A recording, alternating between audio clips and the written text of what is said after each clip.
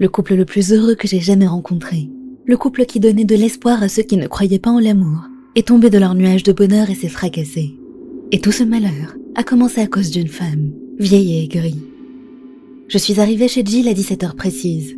Elle était toujours obsédée par le temps, m'interrogeant à chaque fois que j'avais 1 minute de retard ou 1 minute d'avance, me demandant pourquoi, comme si c'était une policière, et que j'étais en plein interrogatoire dans son commissariat. Jill était une jeune femme avec des cheveux noirs corbeaux, des vêtements tout aussi noirs, un piercing au nez, et quelques tatous pour agrémenter le tout. Sa maison n'était pas décorée différemment d'elle. Il y avait des citrouilles sur son porche en plein mois de septembre, un carillon noir dans l'entrée, et un paillasson très accueillant sur lequel il y avait écrit « Partez maintenant ». Je me sentais spéciale à l'idée d'être la seule personne en qui elle avait confiance.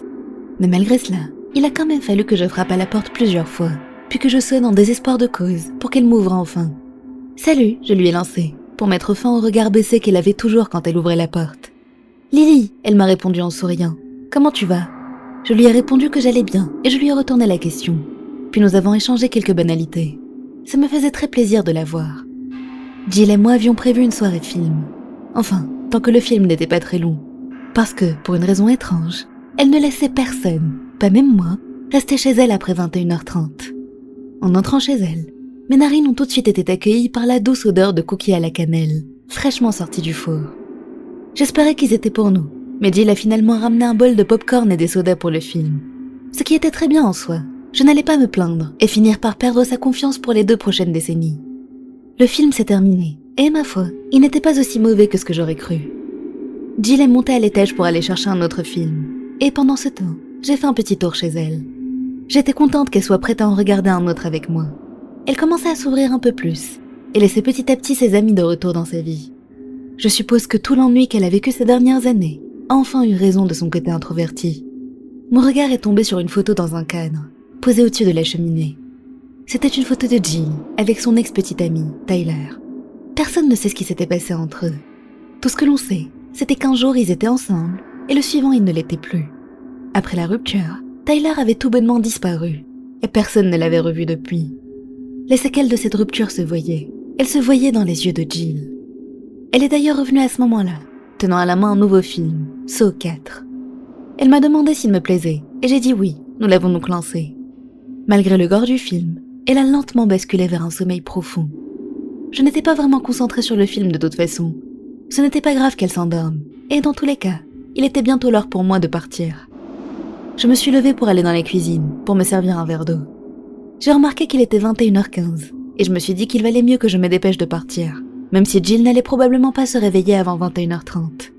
Je me suis dit que j'allais quand même la réveiller avant de partir, par respect pour elle et pour les règles de sa maison.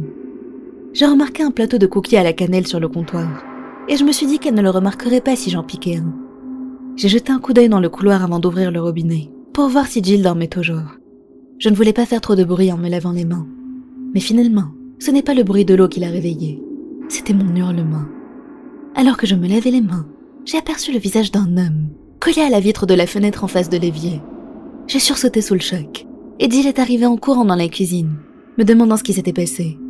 Toujours sous le choc, j'ai difficilement réussi à lui expliquer qu'elle devait appeler la police, parce que quelqu'un était en train d'essayer d'entrer par effraction chez elle, et que je l'avais vu par la fenêtre. Elle m'a demandé à quoi il ressemblait, mais j'ai eu du mal à répondre parce que je n'avais pas bien vu. Je lui ai dit que c'était définitivement un homme, et qu'il était blanc. Elle a soudainement éclaté de rire, et m'a dit qu'on avait vu assez de films d'horreur pour la journée, qu'il était temps que je rentre. Elle ne m'avait pas cru, ou du moins, ne m'avait pas prise au sérieux.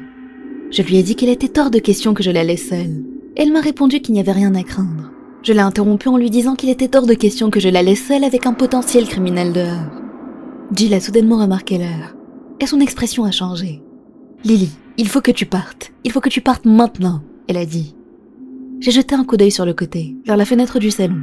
Et à ma grande horreur, l'homme était là. J'ai crié à Jill d'appeler la police. Elle s'est retournée pour voir elle aussi l'homme. Au même moment, un coup violent contre la porte a fait trembler toute la maison. Jill s'est précipitée vers la porte d'entrée. Je pensais au début que c'était pour s'assurer qu'elle était bien verrouillée. Mais en réalité, c'était pour cacher le Judas, pour qu'on ne voit pas à travers. Je lui ai demandé ce qu'elle fabriquait, lui disant qu'on avait besoin de voir le visage de la personne pour le décrire à la police. Mais à ma grande surprise, elle m'a juste dit « Lily ». Je lui ai ordonné de bouger, mais elle n'a pas bronché. La confusion m'a gagnée. « Pourquoi tu ne bouges pas, Jill ?»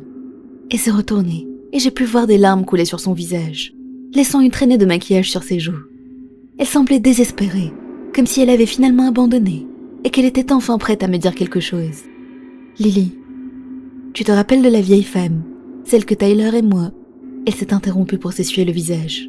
« Celle à qui Tyler et moi on a rendu visite. »« Oui, et qu'est-ce qu'elle a ?» Je précise que Jill et Tyler étaient extrêmement ouverts d'esprit. Ils s'intéressaient à tout et n'importe quoi, et étaient toujours curieux d'en apprendre plus. Ils avaient étudié la religion, la culture, la science, etc. Et s'étaient plongés dans l'islam, le christianisme et le bouddhisme. Et de manière générale, tout ce qui titillait leur intérêt. C'est pour ça que, suite à la requête d'un de leurs amis, ils ont décidé de faire la connaissance d'une femme qui prétendait posséder certaines capacités. Une très vieille femme, aux cheveux gris, avec des épaules qui touchaient presque le bas de son cou. Cette femme vivait dans les montagnes dans une isolation totale. Aussi ouverts d'esprit qu'ils étaient, Jill et Tyler n'ont pas pu s'empêcher de rire aux affirmations de la femme, qui prétendait être une des dernières personnes sur Terre à savoir comment utiliser la véritable sorcellerie. Cette femme n'a pas très bien réagi à leur moquerie, et apparemment, elle leur aurait prouvé que ses pouvoirs étaient bien réels. C'était une histoire que Jill racontait de temps en temps, même après le départ de Tyler. Ils avaient d'ailleurs rompu tout de suite après avoir rencontré cette vieille femme. Mais personne ne s'était douté qu'elle puisse avoir un lien avec ce qui s'était passé. Jill s'était perdue dans ses pensées, et je l'ai appelée en la secouant pour la faire revenir à elle. Elle a levé les yeux vers moi, toujours adossée à la porte. Je lui ai demandé une nouvelle fois pour qu'elle me parlait de la vieille femme, et quel rapport elle avait avec tout ce qui était en train de se passer. Des larmes ont recommencé à couler sur ses joues. Puis un autre coup violent contre la porte a retenti. Il était tellement fort qu'il avait secoué les verrous, et avait même fait bouger certains cadres sur les murs. À la fois confuse et irritée par le comportement incompréhensible de Jill, je l'ai poussée pour regarder à travers le Judas. Elle m'a doucement supplié, mais j'ai quand même regardé. Et ce que j'ai vu était digne d'un cauchemar. Il y avait un homme sur le sol, se tenant à 4 pattes. Sa tête tordue était levée vers la porte et bougeait très rapidement, à une vitesse inhumaine même. Ses yeux étaient d'un noir d'encre, comme les cheveux de Jill, et il était complètement nu, avec sa cage thoracique pressant contre sa peau décharnée. Il se tenait si près de la porte que j'ai pu voir le moindre détail. Puis il, si c'était bien un il, a ouvert la bouche pour révéler des crocs similaires à ceux d'un chat. J'ai sursauté de nouveau alors qu'il frappait sa tête contre la porte. J'ai regardé Jill, attendant une explication, mais elle s'est juste contentée de me regarder, comme si elle s'attendait à ce que je comprenne par moi-même, comme si j'étais supposée deviner. Puis elle a couru dans la cuisine et est revenue avec le plateau de cookies à la cannelle qu'elle avait préparé plus tôt. Elle a placé sa main sur la poignée de la porte, m'a regardé puis m'a dit « Ce sont toujours ses préférés ».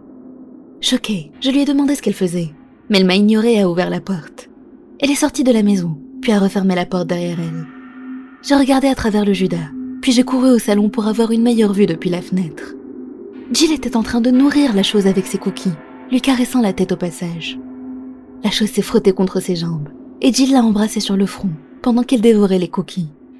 Puis la chose s'est relevée, et dans un mouvement qui m'a fait sursauter à nouveau tellement il était terrifiant, elle a couru se cacher dans les bois. J'étais en état de choc lorsque Jill est revenue à l'intérieur.